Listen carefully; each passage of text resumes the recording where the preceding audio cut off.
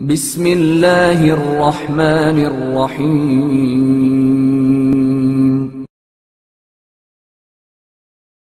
عالم کی خدمت میں حاضری۔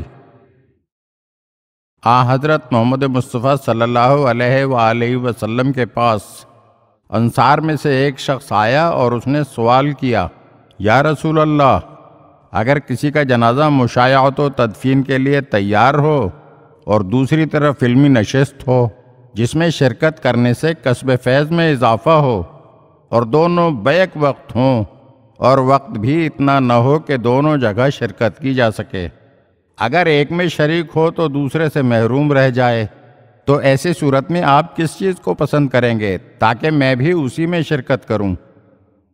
حضرت صلی اللہ علیہ وآلہ وسلم نے ارشاد فرمایا، اگر دوسرے لوگ موجود ہیں جو جنازے کے ہمراہ جا کر اسے دفن کر دیں تو تم علمی محفل میں شرکت کرو، کیونکہ ایک علمی محفل میں شرکت 1000 جنازوں کی مشایعت میں حاضری، 1000 بیماروں کی عیادت، 1000 راتوں کی عبادت، 1000 دنوں کے روزے، 1000 دراہم صدقہ، 1000 غیر واجب حجوں اور 1000 غیر واجب جہاد سے بہتر ہے۔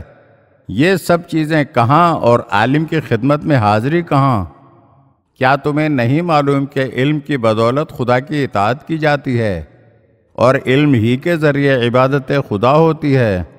دنیا و آخرت کی خیر اور بھلائی علم سے وابستہ ہے، جس طرح کہ دنیا و آخرت کی برائی جہالت سے جدا نہیں۔